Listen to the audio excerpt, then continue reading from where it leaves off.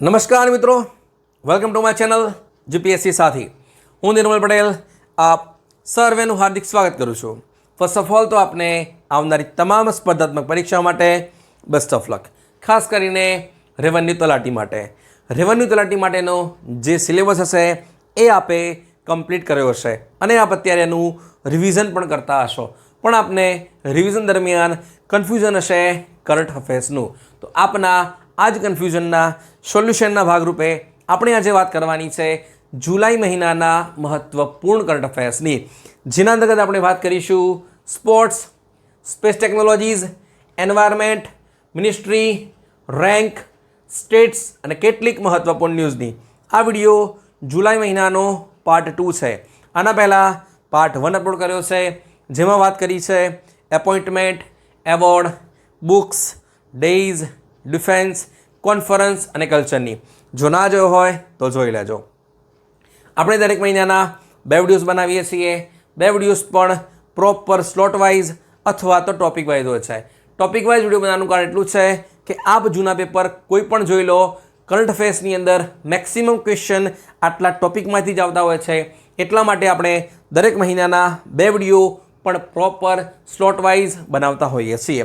આશા રાખું કે આપને વિડીયો જરૂરથી પસંદ આવશે, તો વિડીયોને લાઇક કરજો, આપના મિત્રો સાથે શેર કરજો, ચેનલને જો સબસ્ક્રાઈબ ના કરી હોય કરી લેજો, નોટિફિકેશન બેલ પણ કરજો, જેથી નેક્સ્ટ વિડીયો નોટિફિકેશન મળી જાય. આપનો કોઈ પણ ડાઉટ હોય કમેન્ટ કરી દેજો, હું તમને આનો આન્સર આપી દઈશ. વધારે સમય નથી બગાડતા, વિડીયોની શરૂઆત કરીએ. યુટ્યુબની અંદર જે રિઝોલ્યુશન છે એ બાય ડિફોલ્ટ 240 પિક્સલ છે, તેથી આપને જે બોર્ડ પર લખેલું છે એ ક્લિયર નહીં દેખાય, મે બી બ્લર દેખાશે. તો એક રિક્વેસ્ટ છે, યુટ્યુબની અંદર જે રિઝોલ્યુશન છે એ 720 અથવા તો એનાથી પ્લસ કરી દેજો, તો આપને જે બોર્ડ પર લખેલું છે એ ક્લિયર દેખાઈ જશે. ઓકે, ચલો શરૂઆત કરીએ. સ્પોર્ટ્સ, એમાં નંબર 1 છે એશિયન ફૂટબોલ કન્ફેડરેશન એટલે કે AFC વુમન્સ એશિયન કપ 2026. તો તાઇવાનની અંદર ભારતીય મહિલા ટીમ છે ફૂટબોલની, એને પ્રથમવાર, ધ્યાનથી સાંભળજો, પ્રથમવાર જે AFC કપ છે એના માટે ક્વોલિફાય કર્યું છે. ઓકે, થાઈલેન્ડને હરાઈને જે 2026માં યોજાવાનો છે એના માટે શું કર્યું છે? ક્વોલિફાય કર્યું છે. તો પ્રશ્ન છે, જે AFC વુમન્સ એશિયન કપ 2026 છે એનું આયોજન ક્યાં થશે? ખ્યાલ આવી ગયો? યસ. ચલો, એટલે કે જે વુમન્સ એશિયન કપ છે 2026 એનું આયોજન થશે ઓસ્ટ્રેલિયાની અંદર. ક્યાં થશે? ઓસ્ટ્રેલિયાની અંદર. ઓસ્ટ્રેલિયાના સમજતા ઓસ્ટ્રેલિયા છે. ઓકે, આ તો વાત હતી એશિયન કપની. તો હવે આની અંદર જે જીતશે એ શેના માટે ક્વોલિફાય થશે? એ રમશે ફીફા વુમન્સ વર્લ્ડ કપ 2027નું. તો એમાં એનું આયોજન ક્યાં થશે? એનું આયોજન થશે બ્રાઝિલની અંદર. ક્યાં થશે? બ્રાઝિલની અંદર થશે.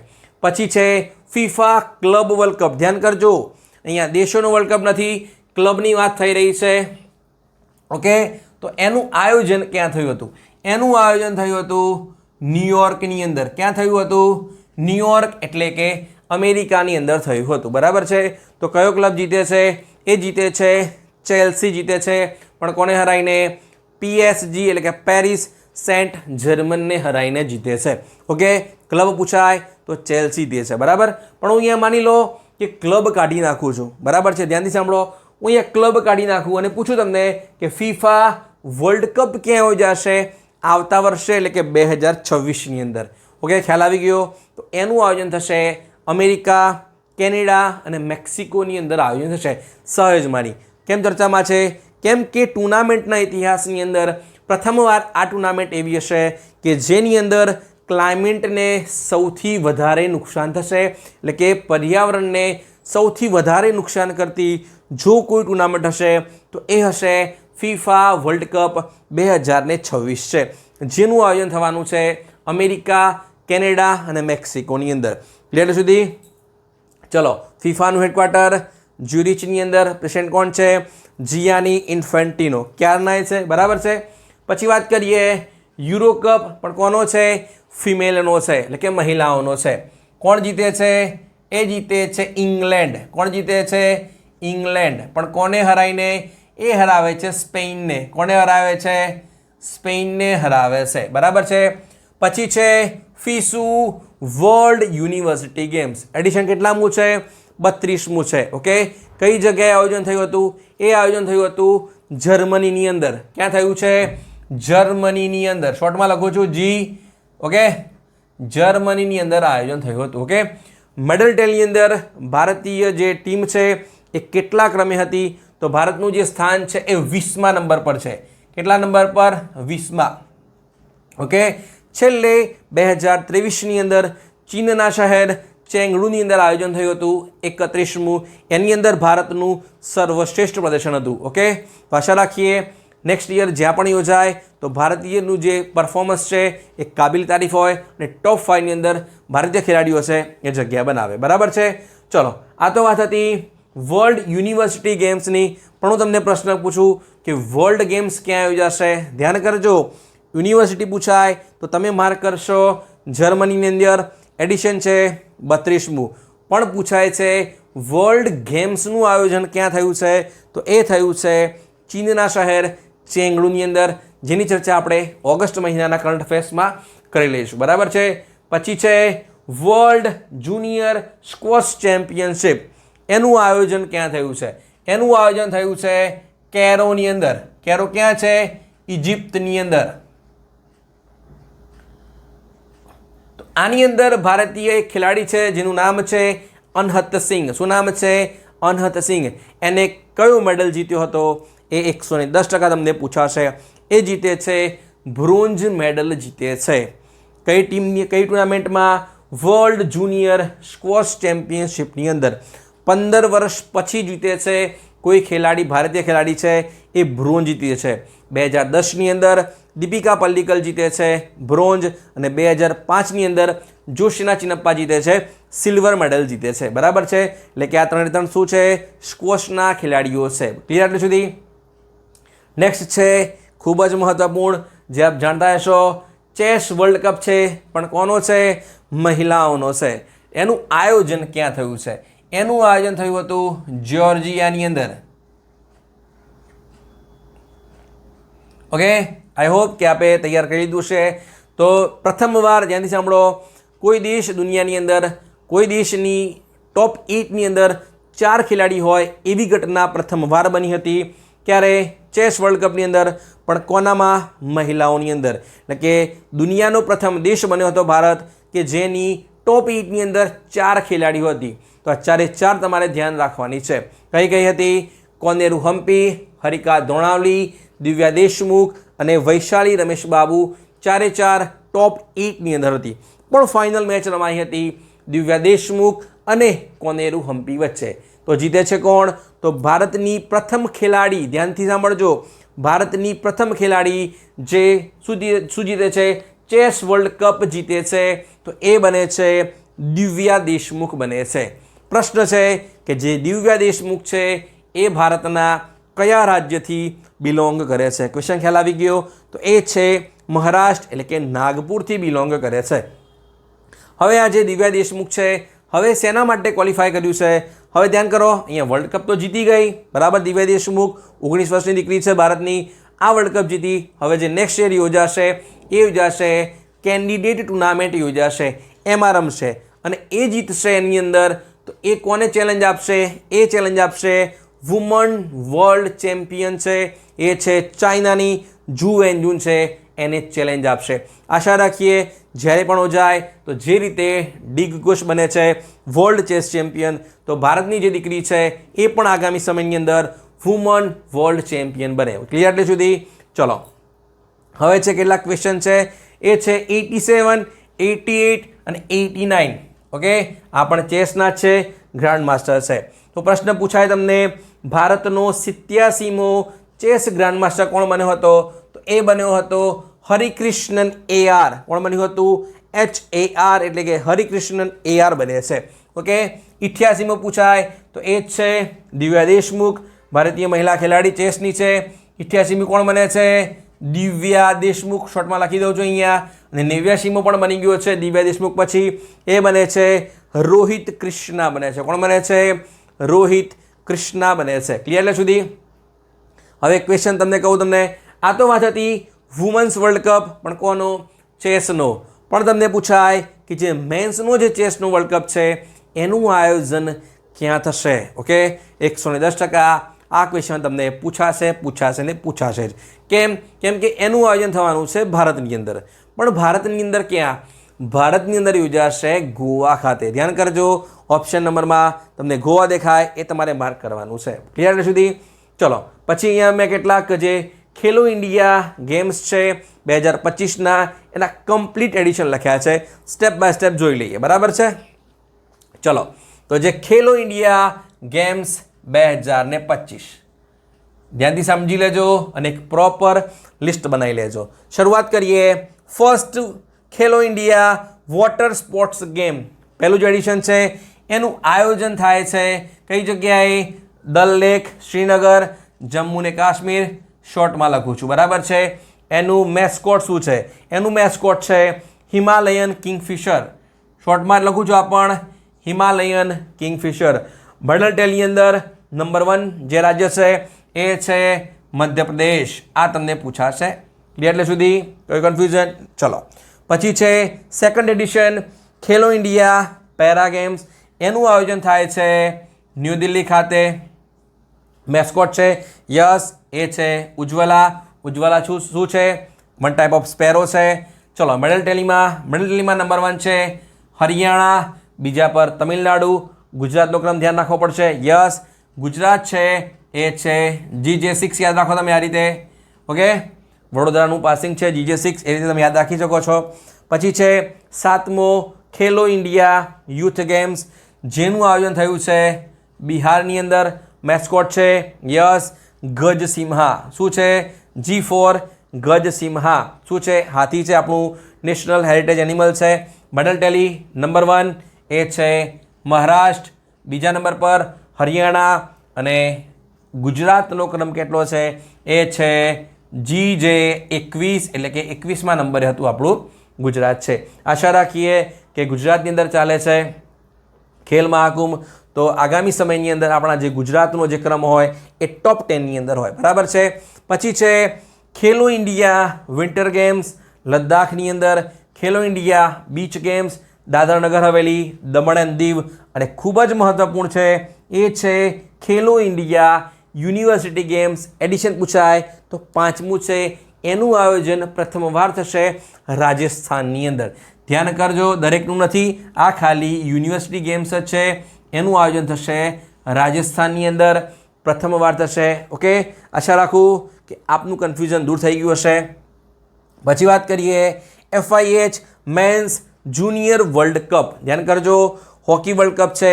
ઇન્ટરનેશનલ હોકી ફેડરેશન, જેનું ક્વાર્ટર ક્યાં છે? લોઝેન, સ્વિટ્ઝરલેન્ડની અંદર છે.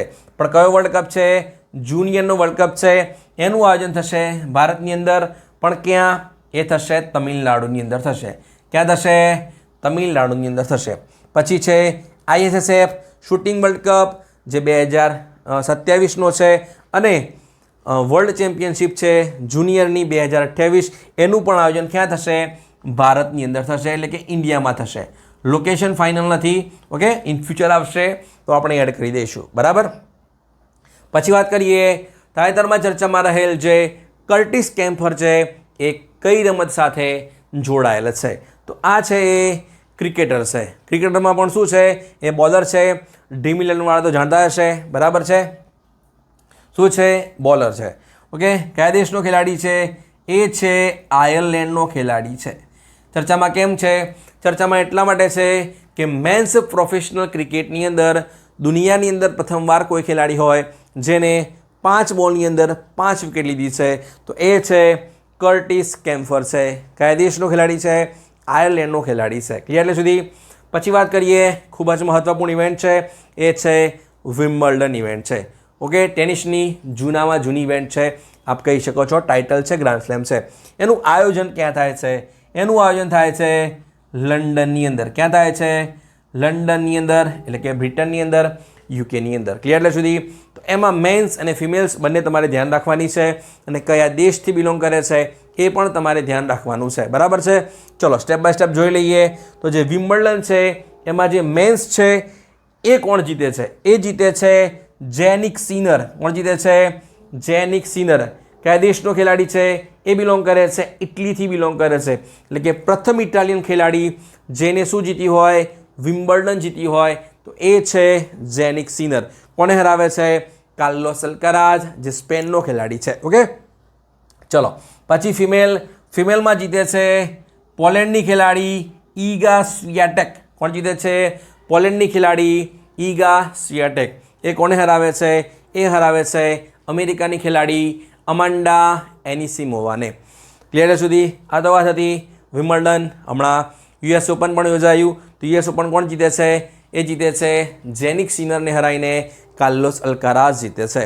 બરાબર છે. મહિલાઓમાં કોણ જીતે છે? મહિલાઓમાં વન્સ અગેઇન આરેના સબાલેન્કા બેલારુસની ખેલાડી જીતે છે, પણ કોને હરાવીને? અમેરિકાની જ ખેલાડી છે અમાંડા એનિસિમોવાને હરાવીને જીતે છે. આની ચર્ચા આપણે ઓગસ્ટ મહિનાની અંદર કમ્પ્લીટ કરી લઈશું. બરાબર છે. ચલો પછી વાત કરીએ સ્પેસ ટેકનોલોજી. એમાં નંબર 1 છે ટ્રેસર છે. તો તાઇવાનની અંદર કઈ જે સંસ્થા છે એ ટ્રેસર મિશન કરે છે? એ કરે છે નાસા કરે છે. કોણ કરે છે? નાસા. તો શેના માટે છે આ મિશન? આ મિશન છે જે પૃથ્વી છે, આપણી જે અર્થ છે, એનું જે મેગ્નેટિક શિલ્ડ છે એને રિસર્ચ કરવા માટે અથવા તો એનું સ્ટડી કરવા માટે આ મિશન કરે છે. ક્લિયર એટલે સુધી? પછી છે પાર્કર સોલર પ્રોબ. આ પણ મિશન છે એ નાસાનું છે. કેટલાય વર્ષોથી કરેલું છે. તો ચર્ચામાં કેમ છે? ચર્ચામાં એટલા માટે છે કે જો કોઈ મિશન હોય જેને સૂર્યનો સૌથી નજીકથી ફોટોગ્રાફ્સ ક્લિક કર્યો હોય તો એ છે પાર્કર સોલર પ્રોબ છે. ક્લિયર સુધી? ચલો પછી છે ખૂબ જ મહત્વપૂર્ણ, એ છે નિસાર છે. આપણે તૈયાર કરી જશે તો પણ જોઈ લઈએ કેટલા ક્વેશ્ચન બનશે. તો પહેલાં તો ફૂલ ફોર્મ ધ્યાન કરીએ. એ છે નાસા ઇસરો સિન્થેટિક અપાર્ચર રડાર. તો આઈડિયા આવી ગયો. કોણ કરે છે? નાસા અને ઇસરો કરે છે. ક્લિયર સુધી? ચલો પણ કયું રોકેટ એક લઈ જાય છે? GSLV F-16. આપ તમારે ધ્યાન રાખવાનું છે. ઓકે, ના આપણે ધ્યાન રાખ્યું પણ હશે, પણ તમને પૂછાય કે GSLV F-16 રોકેટ દ્વારા છોડાયેલો જે નિસાર સેટેલાઇટ છે એ પૃથ્વીની કઈ કક્ષાની અંદર પ્રક્ષેપિત કરવામાં આવ્યો હતો? ઓકે, તો તમે શું કરશો? તો તમારે માર્ક કરવાનું છે સન સિંક્રોનસ ઓર્બિટ. શું માર્ક કરશો તમે? સન સિંક્રોનસ ઓર્બિટ. આ તમારે ધ્યાન કરવાનું છે. ક્લિયર એટલે સુધી? ઓકે, ચલો પછી છે એન્વાયરમેન્ટ, પર્યાવરણ. તો નંબર 1 છે એશિયાની લાર્જેસ્ટ જંગલ સફારી છે એનું જે નિર્માણ છે એ ભારતનું કયું રાજ્ય કરશે? એ કરશે હરિયાણા. કોણ કરશે? હરિયાણા. એટલે કે જે અરાવલી હિલ્સ છે એની અંદર એશિયાની સૌથી લાંબી જંગલ સફારી બનાવશે. કોણ બનાવશે? પણ હરિયાણા બનાવવા જઈ રહ્યું છે. ઓકે, પછી છે કરિયાચલી આઇલેન્ડ. તો તાજેતરમાં જે કરિયાચલી આઇલેન્ડ છે એ કયા રાજ્યથી બિલોંગ કરે છે? તો આ બિલોંગ કરે છે એ તમિલનાડુથી બિલોંગ કરે છે. ઓકે, તો ઘટના શું છે?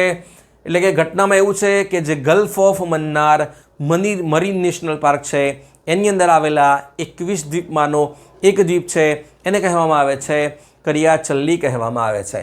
ઓકે, તો હમણાં જ જે IIT મદ્રાસ છે એને રિસર્ચ કર્યું અને તમિલનાડુ ગવર્મેન્ટ છે એમને કીધું કે જો આમનું આમ ચાલ્યું તો 2036 સુધી જે કરિયાચલ્લી દ્વીપ છે એ વેનિશ થઈ જશે, શ્રિંક થઈ જશે. તમારે શું કરવું પડશે? આના માટે હવે પગલાં ભરવા પડશે. આના માટે તમારે કામ પણ કરવું પડશે. બરાબર છે? ચલો પછી વાત કરીએ યાંગઝી રિવર. ઓકે, તો એશિયાની સૌથી લાંબી રિવર છે, એટલે કે એશિયાઝ લોંગેસ્ટ રિવર. શોર્ટમાં લખો છો એશિયાઝ લોંગેસ્ટ રિવર. ઓકે, તો ચર્ચામાં કેમ છે? કેમ કે ચર્ચામાં એટલા માટે છે કે ચાઇના છે એને જે આ જે રિવર છે, નદી છે, એની ઉપર ઘણા બધા ડેમ બનાવ્યા છે, હાઇડ્રો પાવર પ્લાન્ટ બનાવ્યા છે. તો ત્યાં જે ફિશ છે એને ખતરો છે. ઓકે, તો હવે ચાઇના શું કરવા જઈ રહ્યું છે કે જેટલા પણ હાઇડ્રો પાવર પ્લાન્ટ છે, ડેમ છે, એને ડિમોલિશ કરશે. કેમ? કેમ કે ત્યાં શું કરવાનું છે? માછલીને બચાવવાની છે ચાઇનાને. બરાબર છે? હવે એને તો બચાવી લે છે, આપણા માટે નુકસાન પણ ઊભું કરે છે. પણ કઈ નદી માટે? એ છે યાલુંગ ઝાંગબો. કઈ નદી છે? યાલુંગ સાંગપો પણ કહી શકો છો ને ઝાંગબો પણ કહી શકો છો. તિબ્બતની અંદર એને કહેવામાં આવે છે યારલુંગ ઝાંગબો કહેવામાં આવે છે. ઓકે, ભારતની અંદર આપણે શું કહીશું? એને બ્રહ્મપુત્રા કહીશું. બરાબર છે. તો કેમ ચર્ચામાં છે? કેમ કે દુનિયાનો જો સૌથી મોટો કોઈ ડેમ હોય તો એ છે થ્રી ગોર્જીસ ડેમ છે, જે કઈ નદી ઉપર છે? એ યાંગઝી નદી ઉપર છે. પણ હવે ચાઇનાના ત્યાંના જે પ્રીમિયર છે લી કિયાંગ, એની જાહેરાત ખુદ કરી છે કે અમે શું કરવા જઈ રહ્યા છીએ? જે થ્રી ગોર્જીસ ડેમ છે એના કરતાં પણ મોટો ડેમ બનાવવા જઈ રહ્યા છીએ, હાઇડ્રો પાવર પ્લાન્ટ પણ બનાવવા જઈ રહ્યા છીએ, પણ કઈ નદી પર? યારલુંગ ઝાંગબો પર બનાવવા જઈ રહ્યા છે. ઓકે, તો આપણા માટે કેમ નુકસાન છે? આપણા માટે ભારતની અંદર જેટલા પણ નોર્થ સ્ટેટ છે એના માટે શું છે? One type of water bomb બનાવી જઈ રહ્યું છે. તો આનું જે એપ્રોક્સિમેટ કોસ્ટ છે એ છે 14.5 લાખ કરોડ છે. આઈ રિપીટ, 14.5 લાખ કરોડનું ઇન્વેસ્ટમેન્ટ કરશે ચાઇના. બરાબર છે. આપ સમજી શકો છો કે એના મનસૂબા શું હોઈ શકે છે એના પાછળના. ઓકે, પણ તમને પૂછાય કે કઈ નદી પર બનાવવા જઈ રહ્યું છે ડેમ? તો એ છે યારલુંગ ઝાંગબો છે. ઓકે, ચલો પછી છે બ્લુ ક્રેન બર્ડ છે. તો તાઇવાનની અંદર ચર્ચામાં રહેલી જે બ્લુ ક્રેન બર્ડ છે એ કયા દેશનું નેશનલ બર્ડ છે? તો આ છે એ સાઉથ આફ્રિકાનું નેશનલ બર્ડ છે. સાઉથ આફ્રિકા છે. શોર્ટમાં લખું છું. કેમ ચર્ચામાં છે? કેમ કે IUCN કહી રહ્યું છે કે તમે આને બચાવો, નહીં તો શું થઈ જશે? આ વિલુપ્ત થઈ જશે. બરાબર છે. એક્સટિન્ક્ટ થઈ જશે દુનિયાની અંદરથી. આના માટે તમારે શું કરવું પડશે? કન્ઝર્વેશનનું, સંરક્ષણનું કામ થોડું વધારે કરવું પડશે. બરાબર છે. પણ કયા દેશનું નેશનલ બર્ડ છે?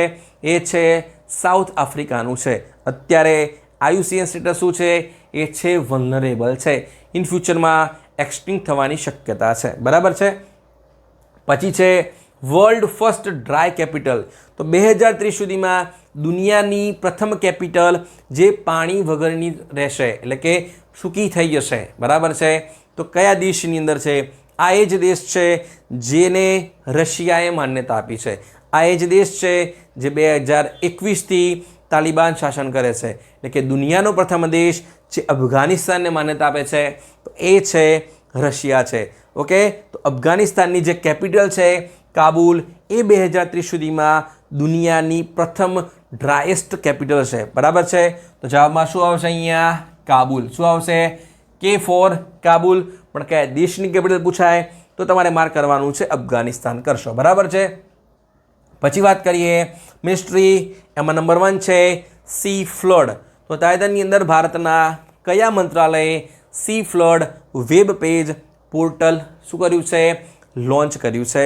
તો એ લોન્ચ કર્યું છે જળશક્તિ મંત્રી CR પાટીલે લોન્ચ કર્યું છે. તો શું છે? તો ભારતની અંદર મુખ્યત્વે 3 નદીઓ પર ફોકસ કરશે. એ છે તાપી, મહાનદી, શોર્ટમાં લખું છું મહારાષ્ટ્રના સમજતા, મહાનદી, અને છે ગોદાવરી. ઓકે, એટલે કે સી ફ્લડ શું છે? One type of web base portal છે જે શું કરશે? ગ્રામીણ લેવલ પર 2 દિવસ પહેલાં શું કરશે? ફોરકાસ્ટિંગ કરશે, આગાહી આપશે, અથવા તો શું કરશે? પૂર્વાનુમાન કરી દેશે કે ફ્લડ આવશે કે નહીં. પણ કઈ 3 નદીઓ માટે પ્રોજેક્ટ છે? એ છે તાપી, મહાનદી અને ગોદાવરી માટેનો છે. ક્લિયર સુધી? ચલો પછી છે સચેત એપ્લિકેશન.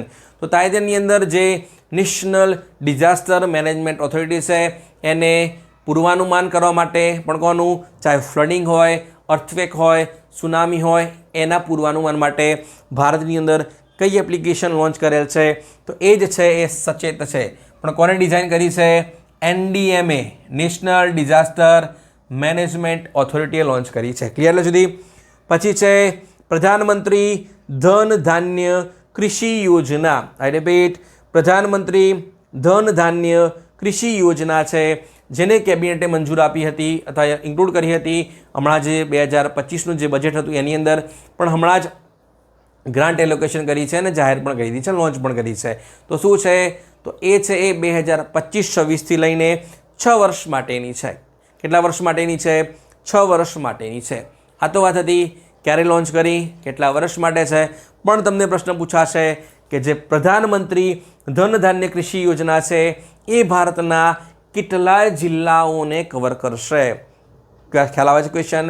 તો એ ભારતના 100 જિલ્લાઓને કવર કરશે 100 જિલ્લાઓને કવર કરશે. જે રીતે આપ વાંચતા હશો કે નીતિ આયોગ એક પ્રોગ્રામ ચલાવે છે, aspirational block program, aspirational district program. તો કેટલા જિલ્લાઓ કવર કરે છે? 100 જિલ્લાઓ કવર કરે છે. તો એની તર્જ પર એનામાંથી જ મોટિવેશન લઈને આ યોજના શરૂ કરી છે. પ્રધાનમંત્રી ધન ધાન્ય કૃષિ યોજના. પણ કેટલા જિલ્લા ફોકસ? 100 જિલ્લા છે. આ તમારે ધ્યાન રાખવાનું છે. બરાબર છે? ચલો અહીંયા લખી દઉં છું 100. ઓકે. પછી છે સિકલ સેલ અનીમિયા.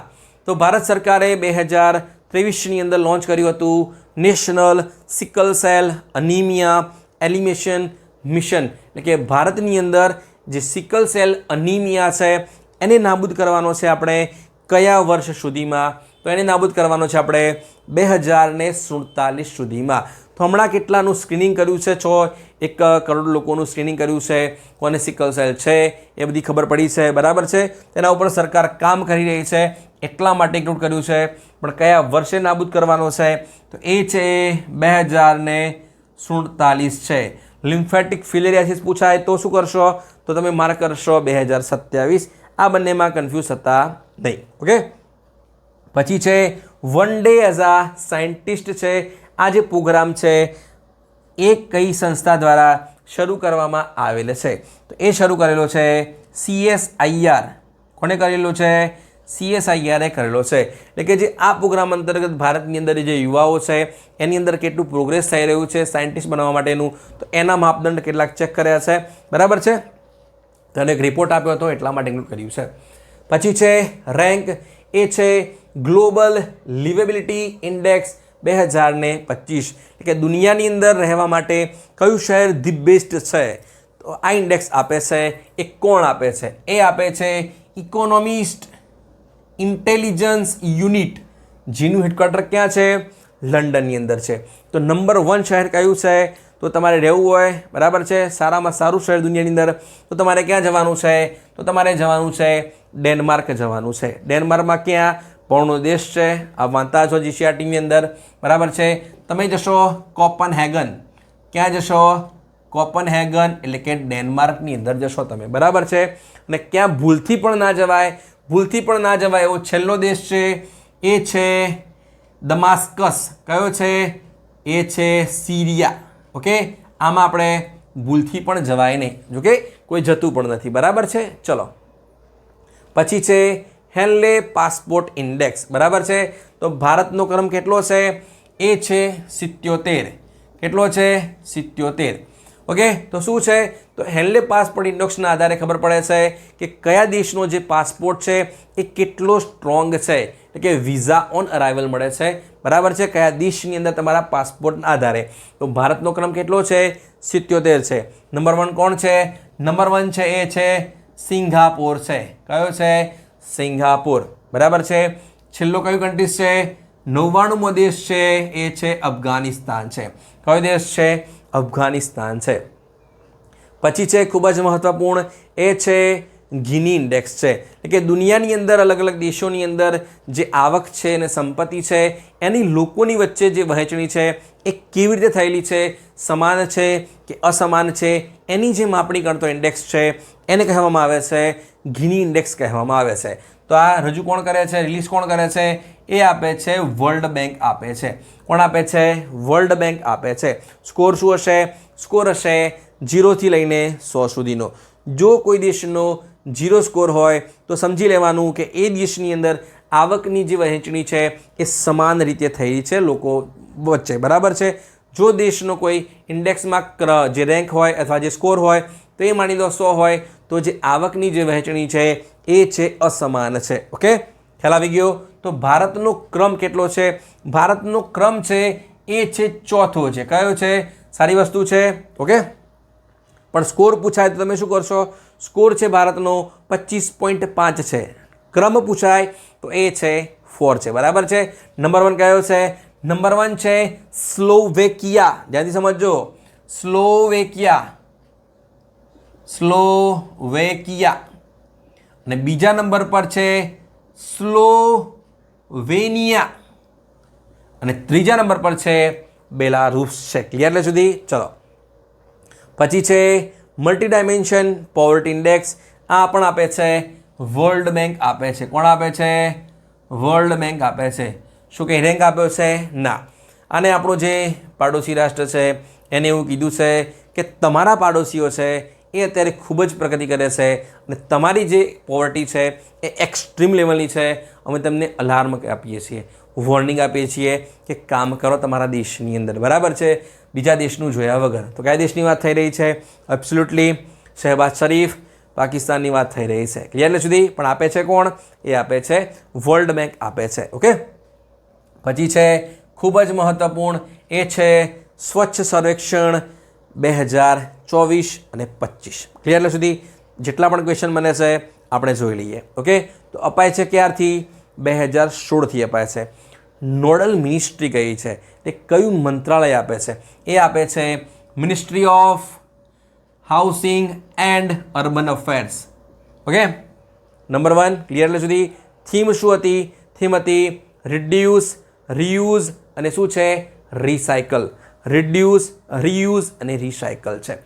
કેટેગરી કેટલી છે? ઓકે, દર વર્ષે આની 3 કેટેગરી હતી. કેટલી કેટેગરી? 3. કઈ કઈ છે? એ છે 50,000થી લઈને 3 લાખ. આ નંબર 1 કેટેગરી. બીજા નંબર પર છે 3 લાખથી લઈને 10 લાખ. અને ત્રીજી કેટેગરી હતી 10 લાખ પ્લસ. ધ્યાનથી સમજો, કેટેગરી કેટલી હતી દર વર્ષે? 3 કેટેગરી. 50,000થી લઈને 3 લાખ વસ્તીવાળા શહેર, 3 લાખથી લઈને 10 લાખ વસ્તીવાળું શહેર અને 10 લાખ કરતાં વધારે વસ્તીવાળું શહેર. ત્યાં સુધી દરેક વખતે જે 10 લાખ કરતાં વધારે જે શહેરો છે વસ્તીની અંદર, બરાબર છે, તો એમાં નંબર 1 હતું ઇન્દોર, બીજા પર સુરત અને ત્રીજા પર હતું નવી મુંબઈ. તો હવે આ જે કેટેગરી હતી ને એ નવી કરી છે. કઈ કરી છે? નવી કરી છે. કેમ આમ કહી રહ્યો છું? કેમ કે જે શરૂઆતના 3 હતા એ નવી કેટેગરીમાં મૂકી દીધા. ધ્યાન કરજો, અહીંયા દર વર્ષે આ શેડ્યુલ ફોલો કરતો હતો. તો જે આ કેટેગરીની જગ્યાએ નવી કેટેગરી કરી, આની જગ્યાએ નથી કરી, પણ આ જે 3 હતા જે શહેરો એ નવી કેટેગરીમાં ઉમેર્યા. તો કઈ છે? એ છે સુપર સ્વચ્છ લીગ. ધ્યાનથી સાંભળો, ચોથી જે કેટેગરી કરી છે એ કરી છે સુપર સ્વચ્છ લીગ કરી છે. એમાં કેટલા છે શહેરો? એમાં નંબર 1 છે ઇન્દોર, બીજા પર સુરત અને ત્રીજા પર કયું છે? એ છે નવી મુંબઈ. તો હવે પ્રશ્ન એ છે કે જે ત્રીજી કેટેગરી છે 1 મિલિયન પ્લસ એટલે કે 10 લાખ કરતાં વધારે આબાદીવાળા શહેરો, એમાં નંબર 1 કોણ છે? ક્વેશ્ચન ખ્યાલ આવી ગયો?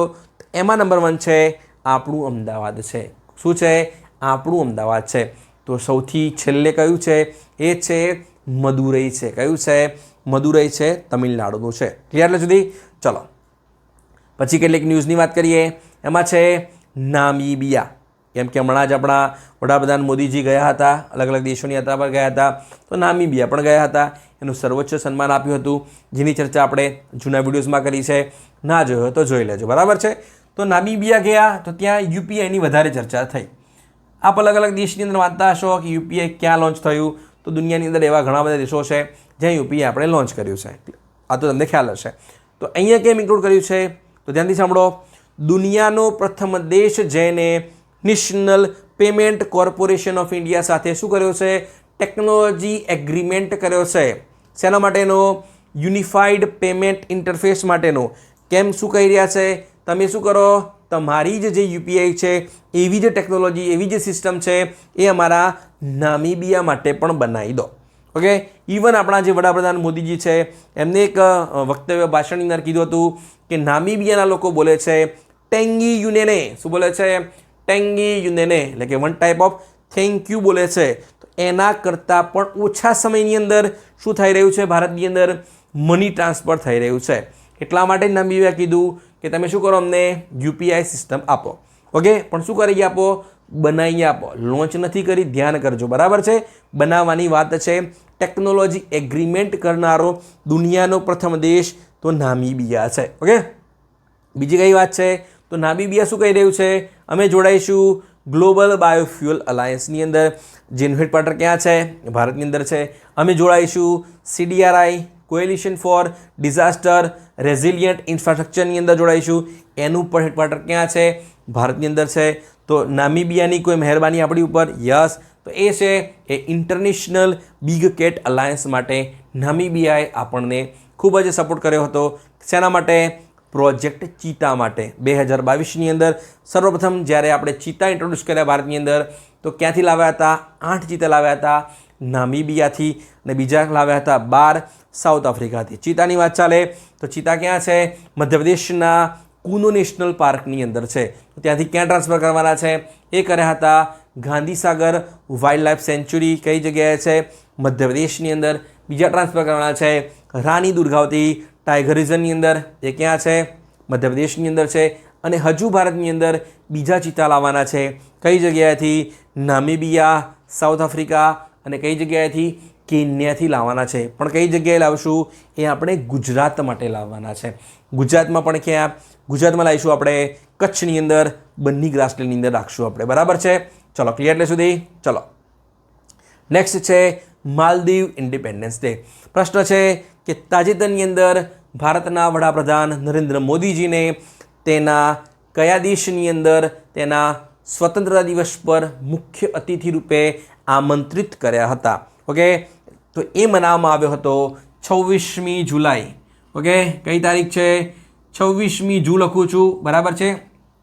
સોરી, જે લખું છું 26મી જુલાઈ 2025ના રોજ માલદીવે મનાવ્યો હતો તેનો 60મો ઇન્ડિપેન્ડન્સ ડે. એના ઉપલક્ષની અંદર ભારતના જે વડાપ્રધાન છે નરેન્દ્ર મોદીજી એમને ગેસ્ટ ઓફ ઓનર તરીકે, ચીફ ગેસ્ટ તરીકે બોલાવ્યા હતા. ઓકે, પછી છે ન્યૂ કેલિડોનિયા સ્ટેટ. 2-3 વર્ષથી ઇસ્યુ છે આ દેશની અંદર. જે મેલિનેશિયન કનક ટ્રાઇબ્સ છે એ માંગ કરી રહી હતી કે તમે શું કરો, બંધારણીય માન્યતા આપો અમારા સ્ટેટને. તો ફાઇનલી જે આ દેશ છે એને, જે ન્યૂ કેલેડોનિયા સ્ટેટ છે એને બંધારણીય માન્યતા આપી છે અને one type of state declare કર્યું છે. તો વાત થઈ રહી છે, એ થઈ રહી છે ફ્રાન્સની. કોની વાત થઈ રહી છે? ફ્રાન્સની વાત થઈ રહી છે. ઓકે, પછી છે કુરીલ આઇલેન્ડ.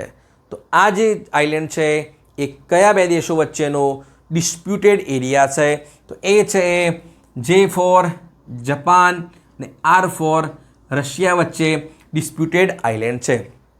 તો જાપાન કહી રહ્યું છે રશિયાને કે જો તમે અમારી કેટલીક ટર્મ્સ એન્ડ કન્ડિશન ફોલો કરશો તો અમે તમારી સાથે શાંતિપૂર્ણ વાર્તા માટે તૈયાર છીએ. કોના માટે? જે કુરીલ આઇલેન્ડ છે એના માટે. ઓકે, પછી છે એડફાલ્સિવેક્સ. તો ભારતે હમણાં જ આપણું જે Indian council of medical research છે એને પ્રથમ સ્વદેશી વેક્સિન બનાવી છે, એના ઉપર કામ કરી રહ્યું છે એડફાલ્સિવેક્સ. પણ કયા રોગ માટે છે? તો એ છે મલેરિયા માટેની છે. કોના માટે છે? મલેરિયા માટે છે. ઓકે, પણ રસી પૂછાય તો કઈ છે?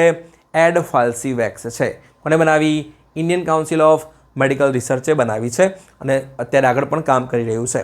પછી છે કોર્ટેમ. તો આ શું છે? તો તાઇવાનની અંદર દુનિયાની પ્રથમ દવા જે ન્યૂબોર્ન્સ બેબી માટે માન્યતા મળી છે સ્વિસ ઓથોરિટી દ્વારા. કયા દેશની છે કંપની? એ છે નોવાર્ટિસ કંપની છે. કઈ કંપની છે? નોવાર્ટિસ કંપની છે. એને માન્યતા મળી છે. પણ કઈ દવા માટે? કોર્ટેમ. તો આ છે એ દુનિયાની પ્રથમ દવા છે, પણ કોના માટે છે? ન્યૂબોર્ન બેબીઝ માટે છે. કયા રોગની વાત થઈ રહી છે? વાત થઈ રહી છે વન્સ અગેન મલેરિયાની વાત થઈ રહી છે. ઓકે, એરો કરી દઉં છું, સમજી લેજો. બરાબર છે?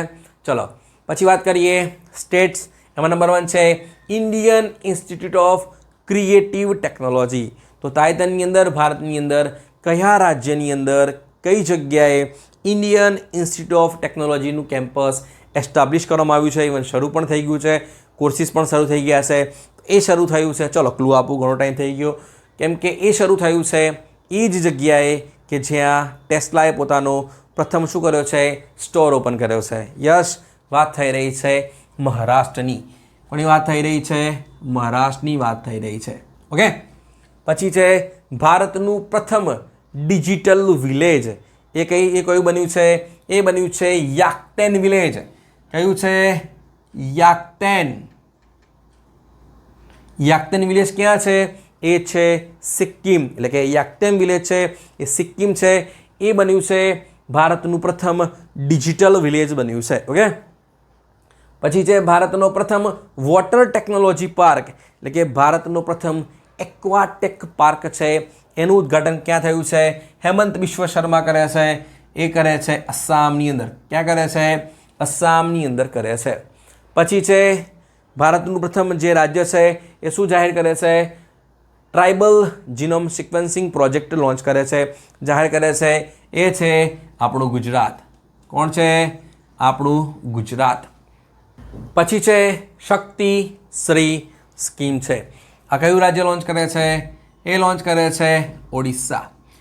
તો ઘટના શું છે? આપણે ન્યૂઝમાં જોયું હશે કે એક કોલેજની એ બહાર છે, એક જે દીકરી છે તો શું કરે છે?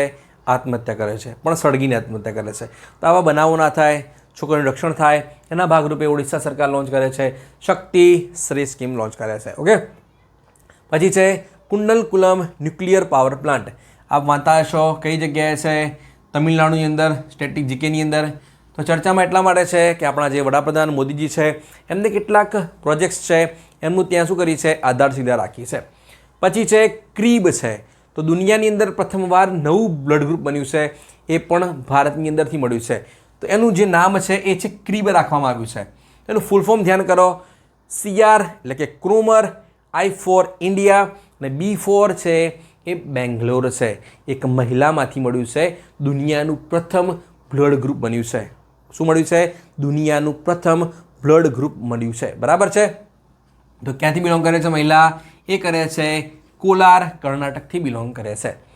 પછી છે સસ્ટેનેબલ એગ્રીકલ્ચર ડે. તો તાઇવાનની અંદર ભારતના કયા રાજ્યએ 7મી ઓગસ્ટે ભારતની અંદર જે હરિત ક્રાંતિના પ્રણેતા છે MS સ્વામીનાથન એમના જે જન્મદિનના ભાગરૂપે શું લોન્ચ કર્યું છે? શું જાહેર કર્યું છે મનાવવાનું? Sustainable agriculture day. ખ્યાલ આવી ગયો? એટલે કે આ રાજ્ય છે દર 7 ઓગસ્ટે મનાવશે સસ્ટેનેબલ એગ્રીકલ્ચર ડે મનાવશે. તો વાત થઈ રહી છે મહારાષ્ટ્રની, પણ કઈ તારીખે? 7મી ઓગસ્ટ. કઈ તારીખે? 7મી ઓગસ્ટે મનાવશે. કયું રાજ્ય મનાવશે? મહારાષ્ટ્ર મનાવશે. બરાબર છે. પછી વાત કરીએ ન્યૂઝ. એમાં નંબર 1 છે નેક્સસ સુપર કોમ્પ્યુટર. તો તાઇવાનની અંદર કયા દેશની અંદર નેક્સસ સુપર કોમ્પ્યુટરનું નિર્માણ કરવામાં આવ્યું છે? તો આ જે સુપર કોમ્પ્યુટર છે, આ બાજુમાં તમે 8 બિલિયન લોકોને બેસાડી દો, આ બાજુમાં તમે બેસાડી દો નેક્સસને બેસાડી દો, તો 8 બિલિયન લોકોનું કામ છે એકલું શું કરશે? નેક્સસ કરશે. કે આ લોકો કરતાં ફાસ્ટેસ્ટ કેલ્ક્યુલેશન કરશે, કમ્પ્યુટ ફાસ્ટેસ્ટ કરશે, પણ કોણ કરશે? નેક્સસ કરશે. તો વાત થઈ રહી છે કયા દેશની? આ બનાવ્યું છે અમેરિકાએ, એટલે કે USA બનાવ્યું છે. ઓકે, ચલો. પછી છે ઇસમબાડ સુપર કોમ્પ્યુટર છે. USA બનાવ્યું, તો બીજા એક દેશે પણ બનાવી લીધું. એ બનાવ્યું છે ઇસમબાડ સુપર કોમ્પ્યુટર બનાવ્યું છે. તો આ શું કરશે? દુનિયાની જેટલી પણ પોપ્યુલેશન છે, ધ્યાનથી સાંભળો, દુનિયાની જેટલી પણ પોપ્યુલેશન છે એ લઈ લો તમે. આને તમે શું કહો? 80 વર્ષ તમે કંઈ કામ કરો. શું કરો? 80 વર્ષ તમે કંઈ કામ કરો. આ લોકોએ 80 વર્ષની અંદર કામ કરેલું આ જે કોમ્પ્યુટર છે ઇસમબડ, એ માત્ર 1 સેકન્ડની અંદર કરી દેશે. ખ્યાલ આવે છે? તો પ્રશ્ન છે કયા દેશે બનાવ્યું છે? તો એને કોમ્પ્યુટ કરશે UK. કોણ કરશે? UK કોમ્પ્યુટર કરશે. બરાબર છે. ચલો, UK છે, ધ્યાન કરજો, યુક્રેન ના સમજતા. પછી છે $4 ટ્રિલિયન માર્કેટ કેપિટલ. ઓકે, તો દુનિયાની પ્રથમ કંપની બની છે જેને $4 ટ્રિલિયન માર્કેટ કેપિટલ શું કરી છે? હાંસલ કરી છે. બરાબર છે. તો એ છે જેન્સન હુઆંગ. કોણ છે? જેન્સન હુઆંગ. આઈડિયા આવી ગયો હશે આપણને. એ છે એનવીડિયા. એટલે કે દુનિયાની પ્રથમ જે ટેક જાયન્ટ છે એને $4 ટ્રિલિયન શું કરી છે? માર્કેટ કેપ હાંસલ કરી છે. બીજી પૂછાય તો M4 માઇક્રોસોફ્ટ, સત્ય નદેલા, જે આપ જાણતા હશો. પછી છે બલ્ગેરિયાની કરન્સી શું છે? ઓકે, 110% પૂછાવાની સંભાવના છે. તો એ છે લેવ છે. શું છે? LEV. ઓકે, આ છે 2025ના 31મી ડિસેમ્બર સુધી છે. બલ્ગેરિયા 1 જાન્યુઆરી 2026થી અપનાવવા જઈ રહ્યું છે, યુરો અપનાવવા જઈ રહ્યું છે. તો પ્રશ્ન છે કે યુરો અપનાવનાર જે બલ્ગેરિયા છે એ કેટલામો દેશ બન્યો છે? યુરોપિયન યુનિયનની અંદર 27 દેશો છે, જે આપ જાણતા હશો. તો 27માં 27 શું કરે છે? દરેક દેશની અંદર યુરો ચલણ ચાલતું નથી. જેમ કે બલ્ગેરિયાની અંદર ચાલતું હતું, લેવ ચાલતું હતું, પણ હવે શું કરશે? અપનાવશે, યુરો અપનાવશે. ક્યારથી? 1 જાન્યુઆરી 2026થી. તો કેટલામો યુરો કન્ટ્રીઝ છે, યુરો કન્ટ્રીઝની અંદર કેટલામો દેશ છે જે શું અપનાવશે? યુરો અપનાવશે? તો એ જવાબ આવશે 21મો દેશ. કયો છે? 21મો દેશ છે. ક્લિયર એટલે સુધી? ચલો પછી છે ગુડ ટ્રબલ લાઇવ્સ ઓન. તો તાઇવાનની અંદર કયા દેશની અંદર ગુડ ટ્રબલ લાઇવ્સ ઓન છે? એ શું ચાલી રહ્યું છે? ચળવળ ચાલી રહી છે, આંદોલન ચાલી રહ્યું છે. તો એ લોકો કરી રહ્યા છે, અમેરિકન્સ કરી રહ્યા છે. ઓકે, કોના વિરુદ્ધ કરશે? આપ જાણતા હશો, બરાબર છે, એમની જે પોલિસી છે, નીતિઓ છે, બરાબર. પછી છે કેન્સિંગ્ટન ટ્રીટી. તો આ છે એ કયા બે દેશો વચ્ચે સાઇન કરવામાં આવી છે? આપ જાણતા હશો કે રશિયા અને જે યુક્રેન યુદ્ધ થઈ રહ્યું છે એમાં જે ડોનાલ્ડ ટ્રમ્પ છે અવારનવાર યુક્રેનને કહી રહ્યા છે, વોલોદિમીર ઝેલેન્સ્કીને કહી રહ્યા છે કે અમે તેમને શું કરીશું? મદદ બંધ કરી દઈશું. તો દુનિયાની અંદર બીજા પણ એવા દેશો છે, નેટો કન્ટ્રીઝ છે, યુ કન્ટ્રીઝ છે, એ પણ શું કરી રહ્યા છે? વિચારી રહ્યા છે. તો કાલ ઉઠીને માની લો યુક્રેન જેવું આપણી જોડે થશે અને અમેરિકા શું થશે? પાછું હટી જશે. તો આ દેશો છે તો એ શું કરી રહ્યા છે? પરસ્પર સમજૂતી કરી રહ્યા છે. એમાંની જ એક છે કેન્સિંગ્ટન ટ્રીટી છે, પણ કયા બે દેશો વચ્ચે કોઓપરેશન માટેની છે? તો એ છે એ યુકે અને જર્મનીએ કરી છે. ઓકે, ક્લિયર એટલે સુધી? તો હા, તો આપણું જુલાઈ મહિનાનું પાર્ટ 2નું કરંટ અફેર્સ, બરાબર. આશા રાખું કે આપને વિડીયો જરૂરથી પસંદ આવશે. વિડીયોને લાઇક કરજો, આપના મિત્રો સાથે જરૂરથી શેર કરજો. ચેનલને જો સબસ્ક્રાઈબ ના કરી હોય કરી લેજો. નોટિફિકેશન બેલ પણ કરજો જેથી નેક્સ્ટ વિડીયો નોટિફિકેશન મળી જાય. આપનો કોઈ પણ ડાઉટ હોય કમેન્ટ કરી દેજો, હું તમને એનો આન્સર આપી દઈશ. મળીએ છીએ નવા વિડીયોઝની અંદર. જય હિન્દ, જય ભારત.